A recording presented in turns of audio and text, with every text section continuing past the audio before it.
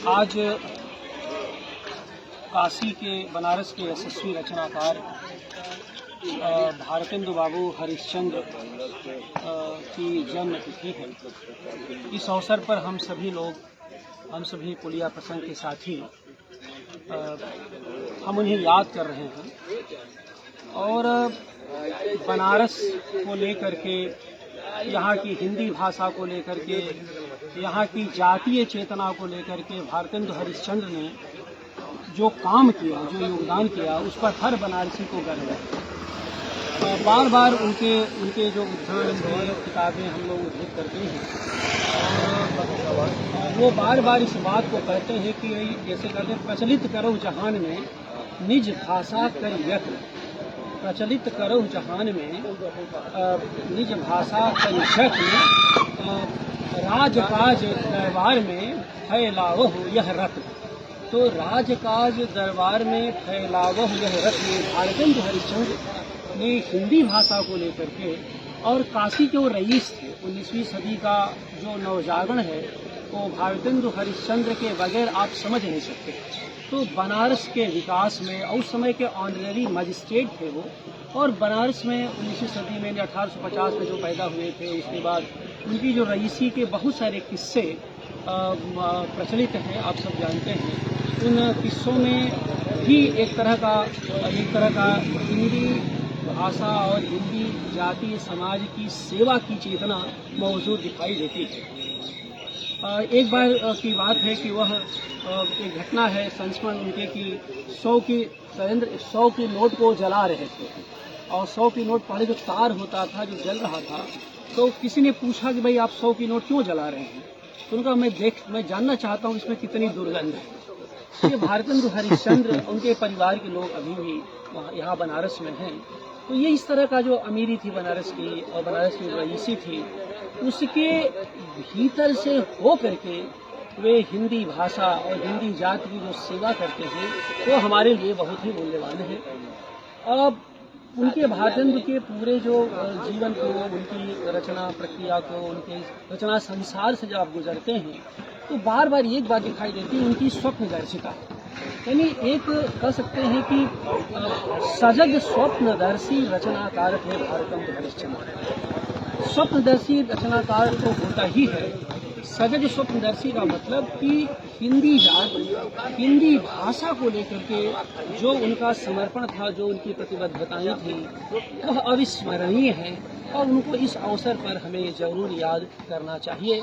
क्योंकि हिंदी को जो रत्न मानते हैं, उसी की वजह रही, उन्हीं की देन रही कि आगे चल कर के मालवीय जी, महामना मदन मोहन मालवीय, और आगे महात्मा गांधी ने हिंदी की सेवा की, और हिंदी भाषा की जिस तरह से उन्होंने सेवा की, उसका यानी हिंदी के विकास में जितना योगदान भारतेंदु बाबू हरिश्चंद्र का है, उसी की पृष्ठभूमि बनी कि आगे मालवीय जी ने मैकडॉनल्ड को 60,000 लोगों से दस्तखत करा के मेमोरेंडम दिया था, जिससे कचहरियों में देवनागरी लिपि स्वीकृत हुई थी 1900 में। यहाँ कचहरियों की जो भाषा थी वो फारसी थी, और ये जो हिंदी पढ़े लिखे लोग थे उनके पास नौकरियां नहीं थी। तो आप इस बात को देखेंगे कि उस समय का जो 19वीं सदी का जो नवजागरण था, जो नवजागृति थी, उसके बहुत सारे जो अंतर्विरोध थे, उस अंतर्विरोध के बीच ये भारतेंदु अपना काम करते हैं। इसी नाते नवजागरण का जब अग्रदूत हम कहते हैं तो हमें इस बात को समझना चाहिए उस समय की स्थितियां कैसी थी। पहली बात है कि भारतीय जो परंपरा में विद्यमान जो चेतना थी, जो रूढ़िबद्धता थी, वह अंग्रेजों के ज्ञान के प्रकाश से जब टकरा रही थी तो वह एक तरह का प्रतिक्रियात्मक स्वरूप विकसित कर रही थी, यानी प्रतिरक्षात्मक दिखाई दे रही थी। यानी उस जो जड़ मनोवृत्तियां थी, भारतेंदु को पहला संघर्ष तो उससे करना पड़ा था। उसमें जो गतिशील चेतना थी हमारी परंपरा में, हमारी विरासत में, उसकी सीमा को वो कर रहे थे। दूसरी बात ये थी कि अंग्रेजी भाषा का जो दबाव था, अंग्रेजी ज्ञान का जो दबाव था, उसमें स्वदेशी ज्ञान, स्वदेशी भाषा बोध को विकसित करना भी उनके लिए, एक उस नवजागरण के अग्रदूतों के लिए एक बड़ी चुनौती थी। जिसमें भारतेंदु मंडल के, प्रताप नारायण मिश्र, बालकृष्ण भट्ट, खुद भारतेंदु, राधा चरण गोस्वामी, बहुत सारे लोग थे जिन लोगों ने इस तरह से अपना हस्तक्षेप उस दौर में दर्ज किया था। तीसरी बात थी फारसी और हिंदी का जो आपसी विवाद था, हिंदी का जो विवाद था। और चौथी बात ये थी कि एक ऐसा मध्य वर्ग उदित हो रहा था जिसका जो सांस्कृतिक बोध था वो कहीं न कहीं सत्ता के प्रति था, अंग्रेजों के प्रति वो वफादार था। तो जो अंग्रेजों के प्रति वफादारी थी उससे मोड़ करके कैसे जनोन्मुखी उसको बनाया जाए, कैसे उसको लोकोन्मुखी बनाया जाए, ये भारतेंदु के ज़माने में सबसे बड़ी चुनौती थी। और आप देखिए उस समय में जैसे हिंदी भाषा को लेकर भारतेंदु ने लिखा, बालकृष्ण भट्ट ने हिंदी जातीयता को लेकर के लिखा, राधा चरण गोस्वामी ने खुद जातीय भावबोध को लेकर लिखा।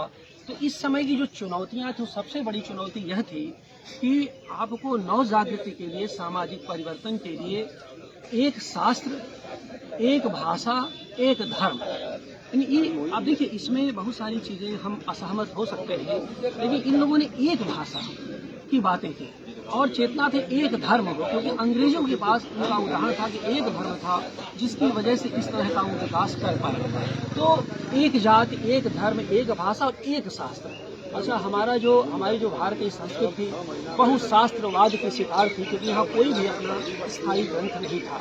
तो वह जो उस समय की कुछ असंगतियां, विसंगतियों के बीच जो खास करके एक भाषा, उस भाषा के अंतर्गत आप देखिए वो लोग जो पश्चिमोत्तर प्रांत था जिसमें इलाहाबाद था, बनारस था, एक पश्चिमोत्तर प्रांत था जिसका कि जो प्रशासक था वो मैकडॉनल्ड था बाद में जिसको दस्तावेज। तो वो जो सबसे बुनियादी समस्या भारतेंदु के सामने ये थी कि पश्चिमोत्तर प्रांत का जो हिंदी जो क्षेत्र था कैसे इसको नव जागृत से जोड़ा जाए, कैसे इसको जो है विकसित किया जाए, इसके भाषाई चेतना और इसके आर्थिक संपन्नता की सबसे कमजोर ये था। आप ये देखिए कि जब नागरिक का आंदोलन खड़ा हो रहा था और भारतेंदु खुद हंटर आयोग के सामने 1882 में बहुत सारे लोगों ने अपना बयान दिया था। उन्होंने शिक्षा को लेकर के, भाषा को लेकर के, जातीय चेतना को लेकर के अपनी बातें वो रखी थी। और आगे चलकर इस मैंने कहा कि 1898 में मालवीय जी ने मैकडॉनल्ड के सम्मुख अपना प्रतिवेदन दिया था। तो आप देखिए कि उस समय ये जो पश्चिमोत्तर प्रांत का जो हिंदी क्षेत्र था, इसकी विडंबना क्या थी? इसकी विडंबना ये थी कि स्वयं बिहार में नागरी लिपि को मान्यता मिल चुकी थी, लेकिन ये जो हमारा बनारस और इलाहाबाद का क्षेत्र था इसमें नागरी लिपि की स्वीकार्यता नहीं थी। तो सबसे बड़ी जो चुनौती ये थी कि पश्चिमोत्तर प्रांत में नागरी लिपि की स्वीकार्यता क्यों? क्योंकि कचहरी में जो कायस्थ लोग थे जिनको पीढ़ी दर पीढ़ी फारसी का ज्ञान था, क्योंकि फारसी उसके पहले राजभाषा थी, अंग्रेजी के पहले, फिर अंग्रेजी आई। तो हिंदी जाति के सम्मुख सबसे बड़ी चुनौती थी फारसी थी और उसके साथ अंग्रेजी भी थी। तो उस समय जो कचहरियों की भाषा थी उसमें क्या था, बहुत जटिल थी। सारे मुकदमे उर्दू में लिखे जाते, जिसकी स्क्रिप्ट जो लिपि थी वो फारसी थी। हमारी जनता, क्योंकि ये जो क्षेत्र था आर्थिक रूप से तो पिछड़ा था ही, शिक्षा के रूप में पिछड़ा था। तो शिक्षा के प्रति जो जागरूकता, शिक्षा की उन्नति के लिए भी था कि भाषा की उन्नति होनी चाहिए। और इसी नाते देखिए कि भारतोन्नति कैसे हो सकती है, जो बलिया वाले व्याख्यान की बात होगा, तो उसमें उन्होंने स्वशिक्षा, स्वरोजगार पर बहुत जोर दिया और कहा कि सारे उन्नति का जो मूल है वो धर्म है, लेकिन उस धर्म को उन्होंने संकुचित नहीं किया, उस धर्म को सामाजिक विकास के दायरे में जोड़ा कि ऐसा धर्म जो सबको लेकर के चले। और उस धर्म के दायरे में उन्होंने वैष्णव धर्म को बहुत महत्व दिया था। और वैष्णव धर्म के महत्व के मूल में वो वैष्णवता और भारतवर्ष उनका एक लेख ही है, जिसमें उन्होंने सूर्य से विष्णु की उत्पत्ति बताई थी और विष्णु से आगे चल करके शिव और तमाम जो विकास हुई है। कहा कि भारतीय जो संस्कृति है वो वैष्णव धर्म को स्वीकार करती है और वैष्णवता में खुलापन है, एक दूसरे के प्रति सम्मान है और एक तरह से दूसरे की भावना की स्वीकार्यता है। ये जो दूसरे के प्रति जो स्वीकार्यता की चेतना है, इस दायरे में वो स्वत्व बोध। तो जैसे वो कहते भी हैं कि स्वत्वबोध निज भारत कहे। तो जो स्वत्वबोध के ग्रहण करने की बात है, आपके पास अपनी भाषा होनी चाहिए, आपकी अपनी समझ होनी चाहिए। उधार की चीजों से बहुत लंबा संघर्ष न आप कर सकते हैं, न लंबी लड़ाई कर सकते हैं, न सामाजिक परिवर्तन कर सकते हैं। ये जो उधार के विरुद्ध उन्होंने जो मौलिकता का आख्यान रचा कि जो कुछ होगा, जैसा भी होगा, हमारा अपना होगा, यह उनके लिए, भारतंद के लिए बहुत मूल्यवान था। और इसी में देखिए कि उन्होंने नाटक लिखे, उन्होंने निबंध लिखे, और उन्होंने कथेतर गद्य लिखा, जैसे सरजू पार की यात्रा, वैद्यनाथ धाम की यात्रा, हरिद्वार की यात्रा। उन्होंने बड़े रोचक संस्मरण लिखे। और अब प्रेम जोगिनी में तो काशी का जैसा चित्रण किया, वो अभी भी काशी का वैसा ही मानस आपको आसपास दिखाई दे जाएगा। देखी तुम्हारी काशी लोगों, देखी तुम्हारी काशी। तो ये काशी की बनावट में एक जो खिलंदड़ापन है, एक जो खुलापन है, और जो थोड़ी बहुत जो अराजकता है, ये शुरू से विद्यमान रही। और प्रेम जोगिनी नाटक तो उसी आधार पर उन्होंने लिखा ही लिखा। लेकिन उनके जो 2-3 निबंध हैं वे जरूर पढ़े जाने चाहिए, और आज के दिन उसकी चर्चा भी होनी चाहिए। जैसे एक तो होता है कि वैष्णवता और भारतवर्ष, दूसरी बात है भारतोन्नति कैसे हो सकती है, तीसरा ये है कि लेखक और नागरी लेखक भी उनका एक बहुत ही रोचक निबंध है। और सबसे बड़ी बात देखिए कि जब भारतेंदु को हम लोग याद करते हैं और उनकी हिंदी भाषा को लेकर, हिंदी भाषा की उन्नति कैसे हो सकती, ये सब उनके जो लेख हैं, हिंदी भाषा की उन्नति में उन्होंने काव्यात्मकता के दायरे में अपनी बात करने की कोशिश की। लेकिन एक बात वो बार बार कहते हैं कि किसी भी देश की जो जातीय चेतना है वो उसके लेखकों के बगैर संपन्न हो नहीं सकता। तो किसी भी देश के, किसी भी क्षेत्र की जातीय चेतना के विकास के लिए उसके लेखकीय नायकों का होना या उनकी बार बार उनको याद करना बहुत जरूरी है। आज जब हम भारतेंदु को याद करते हैं, इसी नाते इसी दायरे में याद कर रहे हैं कि वह हमारी जातीय चेतना के इतने बड़े उन्नायक थे कि जिनके बगैर भारतीय समाज और खासकर हिंदी समाज को हम समझ नहीं सकते। ये पूरे जो पश्चिमोत्तर प्रांत उस जमाने का था, आज जो केंद्रीय हिंदी भाषा क्षेत्र है, उसको हम समझ नहीं सकते। और इसके लिए वो लेखक के महत्व को बहुत की शिनाख्त करते हैं। वो बार बार कहते हैं कि व्यास रहे, वाल्मीकि रहे, कालिदास रहे, सैकड़ों व्यक्ति आप तुलसी और कबीर और मीरा तक चले आइए। आप देखिए यह लेखक आए और गए, ये इनकी देह जो है समाप्त हो गई, लेकिन इनकी जो चेतना की जो आँच है वो आज भी हमारे बीच मौजूद है। इन लोगों ने अपने समाज को जैसा दिखाया, जातीय गौरव बोध को जिस तरह से विकसित किया, वह पीढ़ी दर पीढ़ी हमारे पास आ रहा है।